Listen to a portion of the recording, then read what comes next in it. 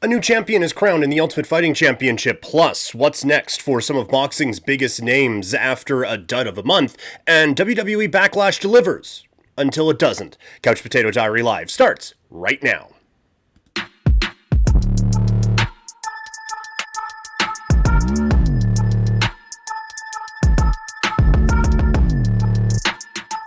Welcome, everyone, to Couch Potato Diary. I guess the live portion that I said before is a little, off. My name is Peter Klein. Thank you so much for hanging out today. This is a bit more focused on the combat sports element of what we do around these parts.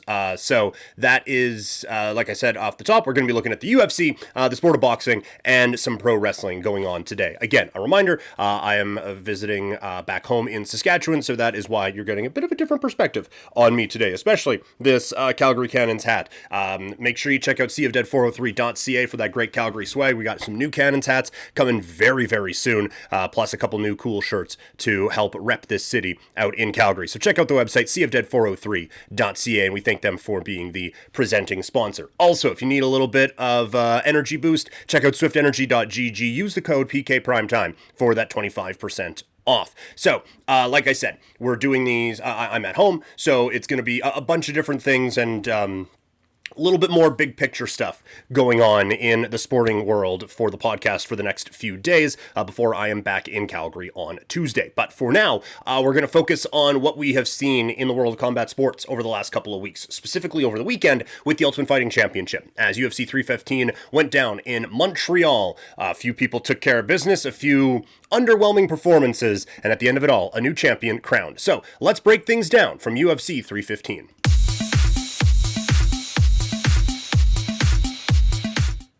UFC 315 is now in the books. A new champion has been crowned, and a couple legends put on good showings. One successfully, one not so much. Let's dive right in. And let's start off the top with what was a bit underwhelming, with Benoit St. Denis eventually getting a short or a late replacement fight as he took on Kyle Prepolek, and St. Denis here takes care of business. It's a second round finish. He did what he needed to do against a fighter making his UFC debut on short notice, comes out and treated him as such. You go and look in the first round, very strong level change from St. Denis, really solid work on the ground, threatening with the submission in round one, eventually getting it in round two. Now, the one interesting part of this fight was that it turned into a bit of a firefight in that second round, and that was bold from Benoit St. Denis, as it did kind of show that he has a pretty good chin. He is happy to get into those exchanges because he didn't have to. Like, this,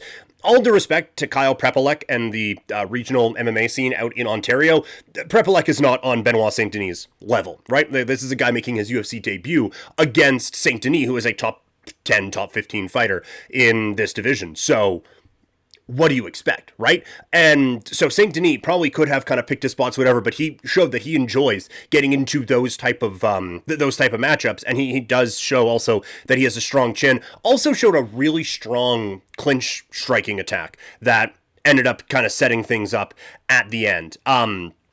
As far as the work on the ground, Prepolek didn't really show much resistance. He was content just kind of staying there. He didn't threaten. Didn't really even threaten to advance any positions or advance any defensive positions or anything like that. So it was just a little bit of, well, I guess I'm here now, and trying to ride that out. So that was a little disappointing to see from someone making their UFC debut. I'm not saying his grappling needs to be on the level of Benoit St. Denis, but to just not try to better your position really at all, especially in that first round, was a little disappointing to see. But showed he had some pretty good pop with his hands. Does hold them a little bit low, which you get a little bit concerned about, especially when you get into those wild exchanges with someone who is at the level of a Benoit St. Denis. It did kind of seem like the punches were a little labored, like they kind of come from a little looping area and throw that way, but they still landed with some pop and felt like there was quite a bit of power behind them. And so, again, like I'm being critical here of Prepolek, and it's certainly not warranted, because he comes in against a top 15 fighter in his UFC debut, and he wasn't on that sort of a level. But he shows he's a UFC level fighter, and I think he certainly earns another opportunity by stepping up and coming up with at least a performance here against St. Denis on short notice. Also, you get Eamon Zahabi, as we stick with the Canadian theme on the main card. He edges out legend Jose Aldo. The wild round, or the final round, sorry, was a wild round, and a lot of back and forth. Both guys landed some really hard strikes in that one, and I think eventually Zahabi does probably get the better of it, but I think the main swing round in this is round number 2. And I had Zahabi 29-28. I gave him that second round. I was anticipating a split decision. I was a little surprised that we got 29-28s across the board. But, I mean, it's the scorecard I came to. I was just, because that second round was so close, I was expecting it to be one way or the other on a couple judges' scorecards. But they were unanimous in their decision.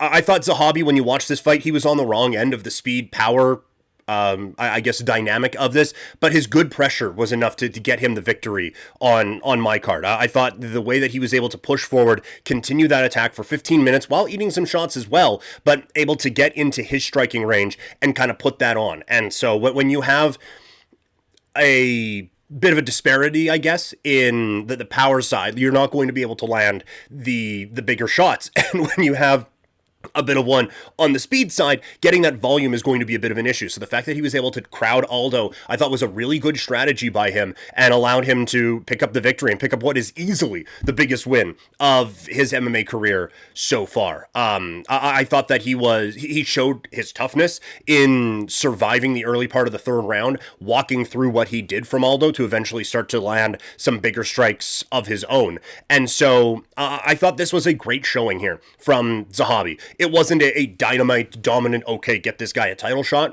but it showed that he deserves the little number beside his name, and I think it shows that he is ready for a step up in competition. He calls out Marlon Vera after the fight is done. We'll talk about fights to make a little bit later on this week, but I have no problem with him taking that kind of a step up in competition. On the Aldo side, I mean, we can break it all down, but he retires after this fight, so, I mean, like, it was Jose Aldo, right? Like, he still has the talent to be able to go out and be very competitive in the Ultimate Fighting Championship. But he talks about the issues he had with the weight cut going into this bout and some of the problems that he was having with motivation and everything like that. And so if your mind's not into it, that's how you get hurt very badly. And for him to recognize that and acknowledge, like, look, I don't got this anymore, that is a great bit of self-awareness that you want to see from your legends in the combat sports world. So a congratulations on one of the greatest careers in the history of the sport for Jose Aldo, who hangs him up here after UFC 315. But again, from a fighting standpoint, he still looked great. He still has that power. He still has that speed. It is interesting what happens in the UFC and in MMA in general compared to the sport of boxing, where as guys age in boxing, they tend to move up weight classes a little bit, right? Because that's how the human body works. You know, it is a lot easier to have the pounds just shred off of you when you are 25, 26 years old than when you are 35, 36 years old. And so you see boxers kind of move up those weight classes as they age. We don't see that a lot in MMA. Like Jose Aldo, okay, well, I've kind of aged out here at 145 pounds, but I could move down and maybe have a bit of a size advantage and play that way. And so now you are asking a body that just the way it works isn't designed to have the pounds cut off of you. Now you're trying to cut more of them off. And so I do wonder if there is a bit of a well, I know diminishing returns when it comes to the weight cutting game and stuff like that, but especially for guys who are on the older side of 30 and certainly I guess the older side of 35 as well, and trying to get that competitive edge of going down. I wonder if there is a little bit more to be had going up and keeping your body fresher when you are facing guys at some points a decade younger than you are. But that's a conversation for another time, and certainly one that I don't want to overshadow Jose Aldo and his accomplishments, because again, a brilliant career. And when you're talking about the lower weight class fighters, not many resumes beat that one, I will tell you that. Speaking of great performances, Natalia Silva with the performance of her career as she picks up a dominant win over Alexa Grasso. We'll start with the positives here first. Silva was fantastic on the feet, so quick, so technical with her hands, especially the kicking game. Though, like she has incredible power, and it's one of those ones where, like, it's not the easy power where it's just, oh, they happen to throw it out and it sends a person flying, but it is one of those ones where they don't have to load up or anything like that. It is quick, it is powerful, and it really can do some damage. And to put on this kind of a display against some other fighters is one thing. Against Alexa Grasso was another, a former champion who was able to subdue Valentina Shevchenko. And so I thought that it was an all-around fantastic performance from Natalia Silva. I thought that she did a good job countering when Grasso wanted to exchange, and she was also very effective in landing the first shot, beating her to the punch, literally and figuratively, and just putting on a fantastic striking display that seemed to really have Grasso off balance the whole time. And credit to Grasso, but once again, she doesn't really have a strong plan B. And that is what really went against her against Valentina Shevchenko, and it is certainly what went against her in this fight. Like, she was tough as heck, she was still coming forward. So credit to her for that. But there was no way of slowing down what Silva was doing. And again, we saw this in the first Shevchenko fight, in the third Shevchenko fight, where Valentina had one game plan going in, and you would assume, hey, okay, well, if this doesn't work, then we'll go to this, and if she does this, we'll go to this. And she never had to go to any of those. She didn't have to go to the if-thens. It was just, okay, you're just gonna let me keep doing. Okay, fine. Like, I hated that performance from her, and I kind of hated this performance from her on Saturday night as well. Again, most of the credit goes to Silva for being as good as she was, but when you have someone who is kind of putting that type of a performance on, nothing that Silva did was a surprising thing, right? It's not like she came in on a run of submission wins and all of a sudden, okay, well, now I have to start using my hands. Like, this is what Silva does. And for Grasso to not have any kind of a plan B, or honestly, even an effective plan A of what to do here against Silva was really disappointing coming off of that loss. You could see she would start to have success when she could start to corner Silva and get her up against the fence. That's when she really was able to close that distance and land some very impactful shots. It was easily the best moments of the fight that she had. She just didn't get it there a lot. And the fact that there wasn't an adjustment to be made in even the second round after, okay, you're getting inside and you're getting whopped. Not great, so let's try to do this instead. Or just accept, like, look, it's going to hurt for a little bit, but you got to get inside. Let's double up this jab and try to get there. Or something, because, I mean, again, there was, I can't remember if it was this fight or if it was the Shevchenko fight, but we saw a bit of an example. And look, I have said that is my kind of favorite way of seeing the smaller fighter get inside, is double up on that jab, and as you are doing that, you're moving a little bit closer and a little bit closer, so that, okay, the first one comes up short, but the second one gets there, and now we're inside where we want to be, and now we can put together the combinations that we want. To Silva's credit, when that second jab came, it was a counter, and it was a boom, and so that kind of puts you off a little bit, recognizing that was the way that Grasso was going to want to try to get inside, was using that type of a strategy. So it was a great read by Silva, a great game plan from her, but then for there to be nothing off of it from Grasso and just kind of accepting that it was target practice for a while was really disappointing, and I think it significantly lowers the stock of Grasso here coming out of this weekend. In terms of where people's stocks are, you look at the rivalry that Grasso had with Valentina Shevchenko. Well, the champ was on this card as well, and it was another good win for Shevchenko as she beats Manon Fiorot. I thought this was a very close fight. I thought it was a very interesting fight. Once again, Shevchenko, like, the striking game from her, the countering game from her is exquisite. She is one of the most talented fighters, regardless of gender, in the history of this sport, and especially when it comes to the striking game and what she is able to do in that sense. And this was another example of that. She was great. And Fiorot, to her credit, dealt with a lot of that. I thought she had some really solid takedowns in this. I thought she did some very good work from the clinch. This was one of those ones where you score it with the 10-point must system, and this is a close fight. All right, this is pretty snug. If we were to just do it pride rules, like, hey, who won? It's not particularly close. Valentina Shevchenko was certainly the better fighter on this night. Now, it does kind of show that the talent gap has closed, right, between her and the rest of this division. And it is not just her blowing through challengers anymore. She gets the submission loss against Grasso a couple of years ago and is able to battle back and eventually get that win back in a trilogy. But we are seeing now that gap is kind of shortening and shortening and shortening. So I think very interesting to see what happens with the next challengers here going forward. And then we have someone going from challenger to champion as Jack Della Maddalena comes away with a victory in what I called a wild chess match for the welterweight championship against Belal Muhammad. Just a fantastic fight. I thought both guys did well in the other's style and then thrived in their own. So I thought this was a really, really high-level performance from both of these guys and a really high-level fight, honestly.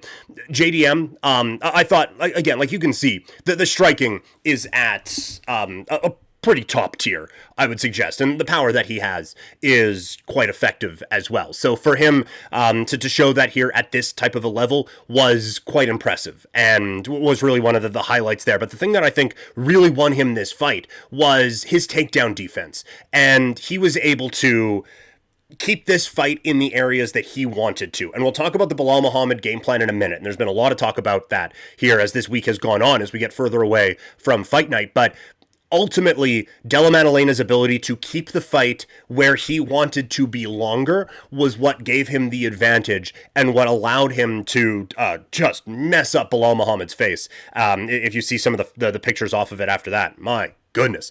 But also, it allows him to win this fight and keep it in the area that he wanted to. So brilliant, brilliant stuff from him. And the other aspect of it was he was able to handle some of the Belal Muhammad pressure, because Belal will just keep coming at you, right? But he was able to do that, handle it. The very strong takedown offense helps him out as well. For Muhammad, a lot of the talk coming out of this fight was that he stuck with the striking game plan too long because he wanted to prove that he could do that. And admittedly, that is certainly where my mind went as you are watching this fight go on. And it's very clear that his striking has improved significantly over the years, right? But this one, to me, it is kind of like, this is a stretch of an analogy, but this fight to me was kind of like when you like roll your ankle or something like that, and it starts to feel better, and so you mistake better for healed. And so, oh, you know what? I can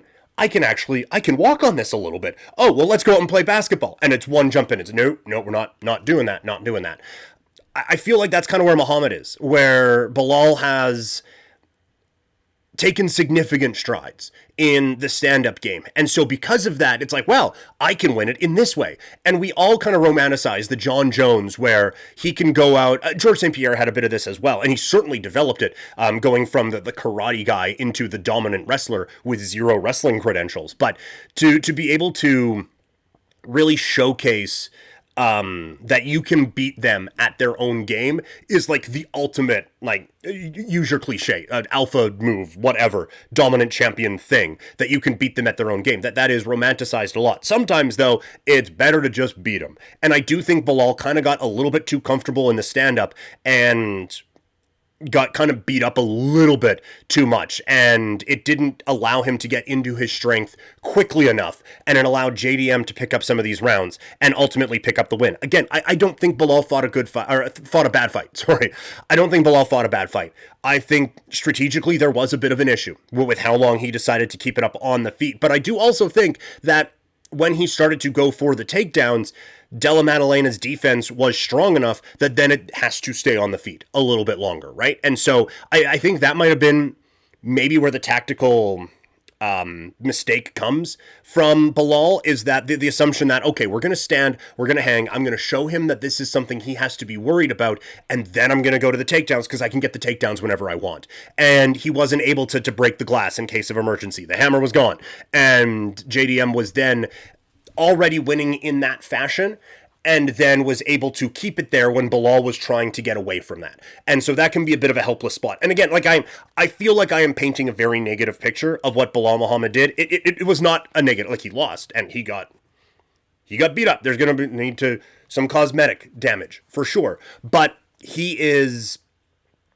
also a very talented fighter, and he showed that here. Like he fought a great fight. He was an excellent fighter in this match. He was he was everything you would want to see him be. It's just JDM beat him. You know, it wasn't one thing one guy did wrong or anything, like one glaring whatever. It was just these two guys had an MMA contest and one guy came out ahead of him. That's basically what it was. And so that's why you start to tinker with things a little bit, and you start to, we're splitting hairs here is basically what I'm getting at. It was still a very strong fight for Belal Muhammad. So still a little bit, I know we're late in the week now, but still a little bit more post-fight coverage from UFC 315 coming up here as the week rolls along. But let's go into boxing.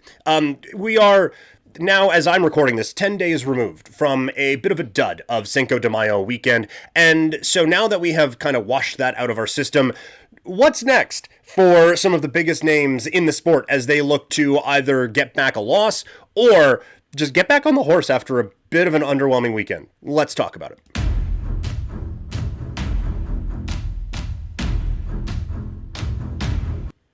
Some of boxing's biggest names were front and center on Cinco de Mayo weekend, and that became a problem when the fight sucked. So let's take a look now at what we can expect from some of these fighters, some of the key fighters from Cinco de Mayo weekend in the fights to make coming off of those bouts.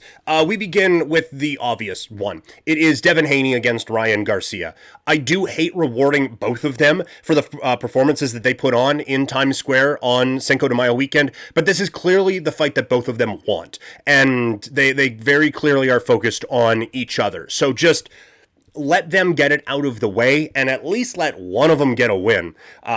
This is, I would suggest, must win. Honestly, probably must win for both of them when you are looking at where their careers are at. And it's tough to market a fight that way when you have, hey, look, really get excited about these fights. But one of them probably isn't going to be relevant again. But you look at Haney.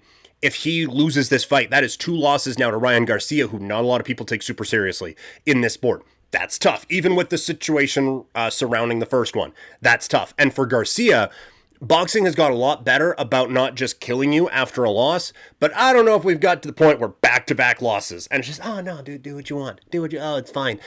So to keep the career on track, this would be a gigantic fight for both of those guys. It is just unfortunate that we get to it in the route that we do. Not to be lost in this, but Rolly Romero coming away with the win in the fight against Ryan Garcia. I thought he did what he needed to do to show that he is a high-level fighter, and so I think you put him in there with someone who kind of did the same, and that's Steve Claggett. Shout out the Calgary kid. But I think that Claggett, he gets a high-level opportunity a little bit ago and shows that he deserves to be on that stage. And now Rolly gets the win, and Claggett didn't. But I think that these are both guys who were put in spots basically to have the guy who they are fighting have a showcase.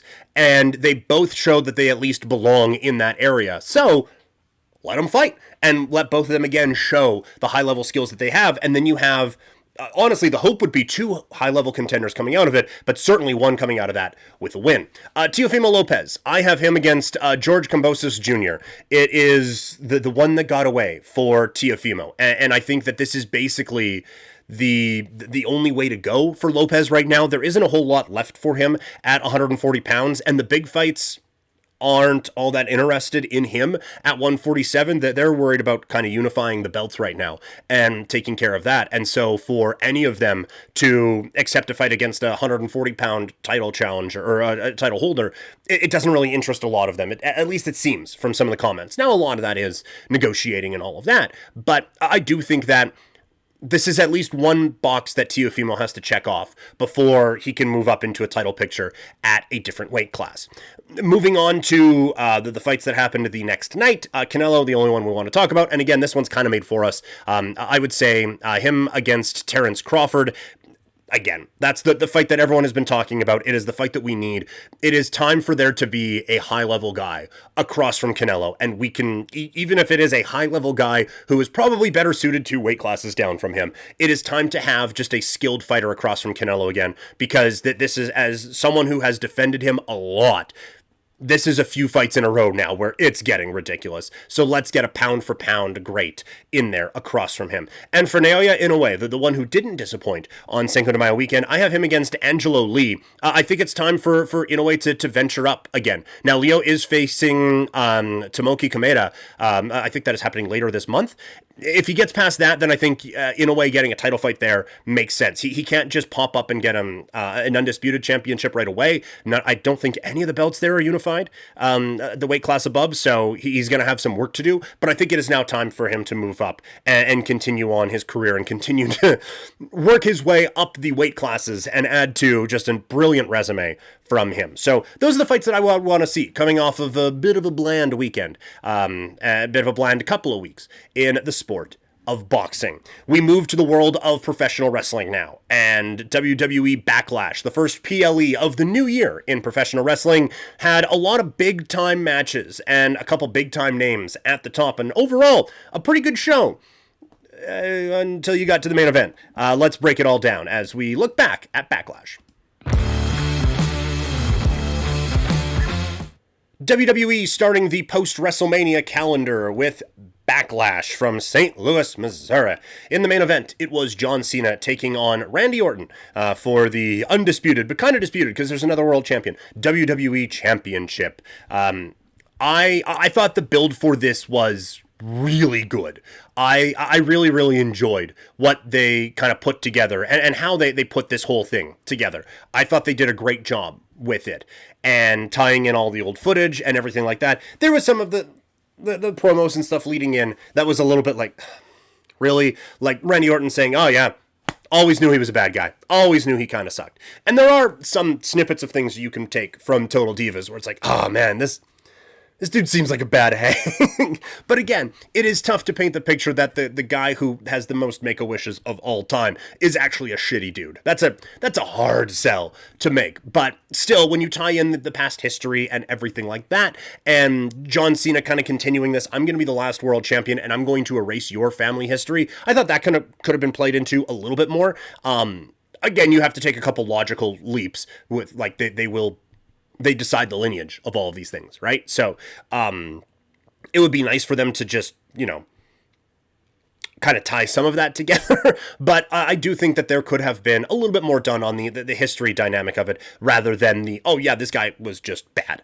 In terms of the match, it was a bit of a slower pace, and you knew that was going to be coming in. John Cena is at a place now where he is working a slower pace of a match, and Randy Orton has been at a place for basically his entire career where he works a slower paced match. So you kind of expected coming in that this wasn't going to be Will Ospreay against Ricochet and the best of the Super Juniors, right? That this was going to be a story-heavy match.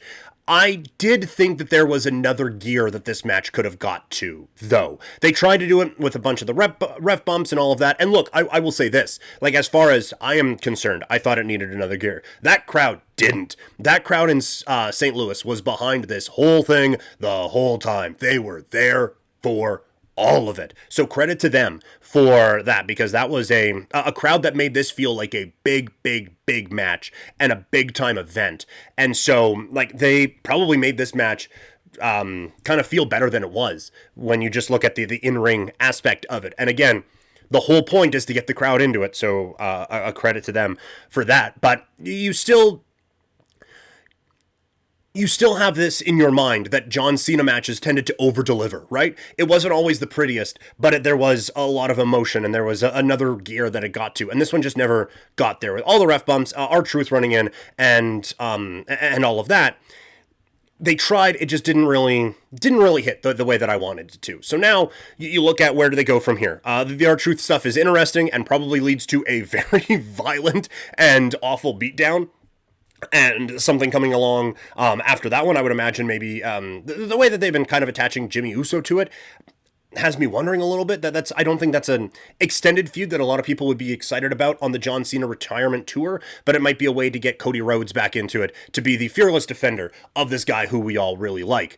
The one part of it, everyone seems to kind of be analyzing and overanalyzing John Cena, seeming like he is already feeling a little bit bad about the way that this is happening. It feels a little too early, and now this is Paul Levesque era WWE, so this is a sprinkle and just a little nugget on the way for us. I don't think that this is something that's going to start to really whatever. I think it is something that's going to be kind of poked and prodded at on the way probably to SummerSlam, but I do think that if they were to advance this quickly, it's probably a little bit too soon, just given, how quick that turn was and everything like that. So maybe that is a way of getting The Rock back involved. Maybe I should stop thinking about trying to get The Rock back involved in all of it. But just like John Cena being like, I hate how I'm doing this, and The Rock being like, hey, this is the way. You wanted it. This is the way you have it, or something along those lines. So I think there's a couple of directions to go. I would imagine the Randy Orton direction is probably done for this go around here, and which means done forever now. And so I thought an appropriate tribute, given all the video packages and everything like that. But interested to see now where they go with this one here. In terms of the rest of the show, I thought it delivered. I thought this was a really great show. The U.S. title match delivered in a big time way. All four guys, Jacob Fatu, Damian Priest, Drew McIntyre, and LA Knight, I thought they came up with real big performances. Unfortunately, it hurts a couple of them, with Drew clearing the table and smacking the head on the concrete, and it seems like Damian Priest got a little bit banged up in this as well. So it is unfortunate that both guys got hurt, but this was a really fun, really fast-paced opener, exactly what you want to start a show. And the fact that it's all guys who are kind of on the bigger side doing this, very impressive stuff. And just a really, really entertaining match. And then you get a little bit of the story added in as well, with Jeff Cobb debuting in the Bloodline. Not what I was expecting. I am certainly interested by it. I do think that having there is still value in the Bloodline and in having Solo being at the head of it. Because I do think, while people can be critical of Solo, I do think that he is improving. And I do think he is getting a little bit more comfortable in his character as the leader of this group. And so having him with some muscle, but having that, with all due respect to Jeff Cobb, having someone who won't have a personality that outshines Solo, I think will be good for kind of the perception of him as the leader of that group. And it just...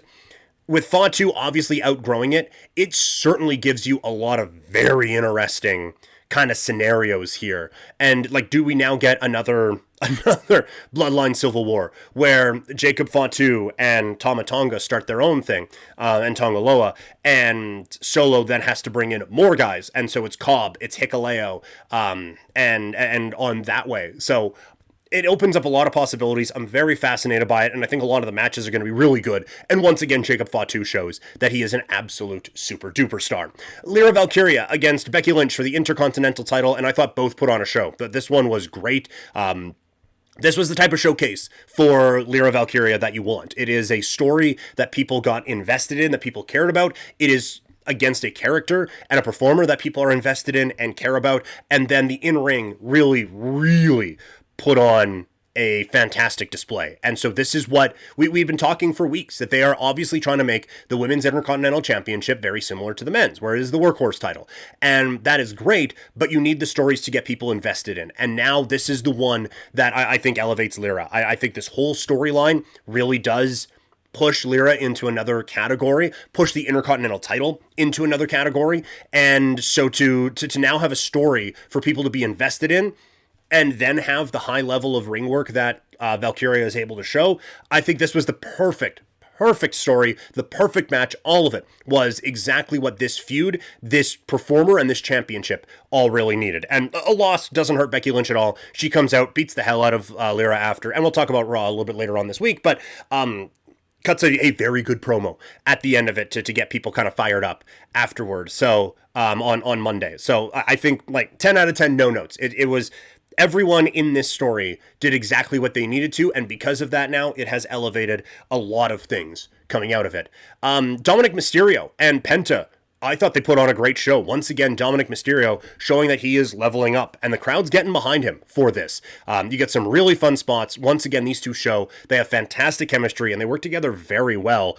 Dom is showing that he really has more in his bag, and Penta is great at getting it out of him, and Penta is just, again, aura for days that he has. The one thing is that it does kind of feel like Penta is a bit of an afterthought in the entire Judgment Day story with Dominik Mysterio. And it kind of felt that way going into WrestleMania, that he felt like a bit of an afterthought given the big personality that is a Braun Breaker. Not that Penta isn't, but you have the champion, and then you have the kind of overarching story of the Judgment Day there. Penta just felt like and this guy is also really cool and awesome. And while that's great, and we can all believe that, I don't think it is helping him now that it has, the story has progressed, and he is still just we need to get this guy on the card, and he has a very, very pseudo tie to this whole thing, so let's just roll with it that way. You would like to see him get a little bit more out of this than he is right now, because while I do think, again, aura for days and everything like that, you still need to build the character up, and you can't just, well, he can afford to be in the background for a little bit because everyone's going to love the entrance and the Zero, Miano, and the look and everything like that. Like, you have a real star on your hands here, and while I do appreciate that there are only so many stories you can tell and only so many things you can build up at one time, I do think that he should be a bit more of a priority than he is being right now. Him and Rey Fenix as well. And then you get to the very interesting bout of the night, and it was Pat McAfee against Gunther. This was exactly what it needed to be. Pat getting beat up, a couple of hope spots, shows off his athleticism, and then beat up again.